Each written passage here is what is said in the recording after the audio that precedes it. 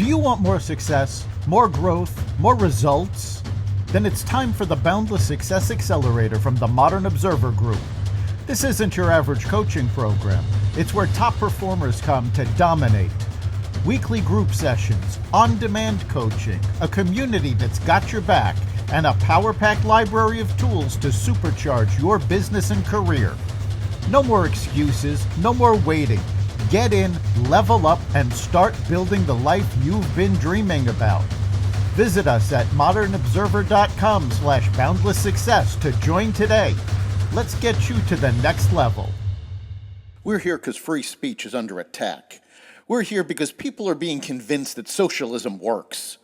We're here because people are being judged guilty until proven innocent. We are fighting back with facts. This is not a safe zone, so buckle up, Buttercup. This is the raw, naked truth.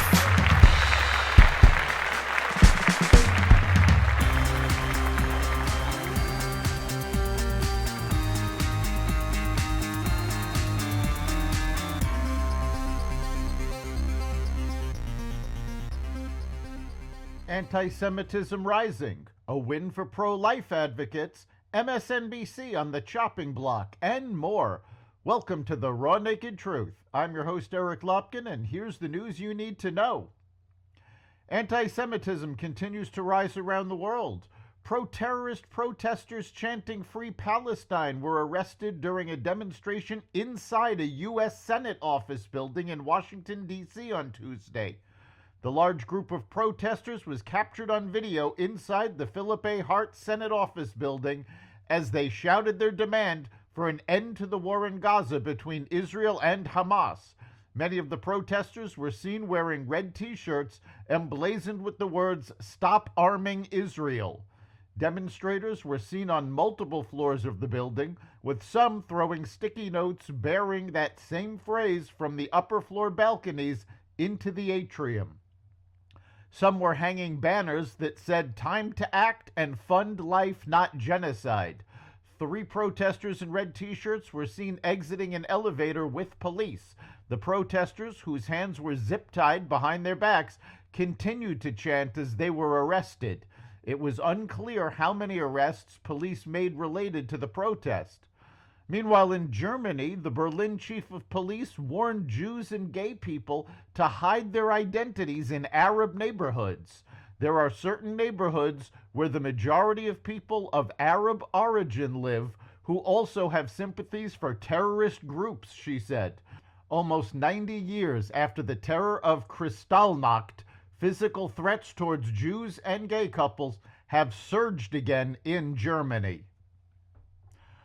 A state judge knocked down 2 laws restricting abortion in Wyoming on Monday, ruling that they violated protections in the state's constitution that allow patients to determine the health care choices that are best for them. The first law prohibited abortion entirely, with an exception for instances where the life of the mother is in jeopardy or in cases involving rape or incest. The second law that was shot down was a first-of-its-kind ban on the medication-induced abortions. Teton County District Judge Melissa Owens said that the 2 statutes impede the fundamental right to make healthcare decisions for an entire class of people, pregnant women. Defense attorneys for Marine veteran Daniel Penny, who is on trial in New York City for the subway chokehold death of Jordan Neely, want to call a forensic psychiatrist to the witness stand to explain how the effects of the latter's drug abuse and mental health issues have impacted the degree of hostility that Mr. Neely exhibited. Manhattan District Attorney Alvin Bragg's office does not want the jury seeing that evidence or hearing expert testimony from Dr. Alexander Bardi, including his psychiatric record showing he is a danger to himself and others, and his criminal record. Neely barged onto the train, threw his jacket on the ground, and started shouting death threats, telling strap-hangers he did not care if he went to prison for life. During the outburst, Penny placed him in a chokehold and wrestled him to the ground as witnesses called 911. Another rider helped Penny restrain him until the police arrived. When they let go, Neely still had a pulse and was still alive.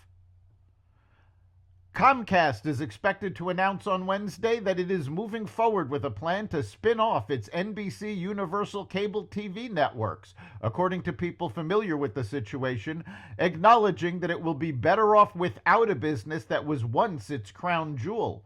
The company, which last month said it was studying the idea, will separate off entertainment and news channels, including MSNBC, CNBC, USA, Oxygen, E!, Sci-Fi, and the Golf Channel. Those assets generated about $7 billion in revenue in the 12 months ended September 30th. Bravo, known for reality TV programming such as The Real Housewives, will stay part of Comcast, along with the Peacock streaming service and the NBC broadcast network. Comcast is betting that NBC Universal's remaining assets, including its broadcast TV, sports, movies, and theme parks, will be better positioned for growth, and that its strong balance sheet can absorb the loss of the cable networks. That's the Raw Naked Truth. You can catch every episode of the Raw Naked Truth at xvadio.com, the Apple Podcasts app, YouTube, Spotify, iHeartRadio, Rumble, Audible, Amazon Music, and other platforms that respect freedom of speech.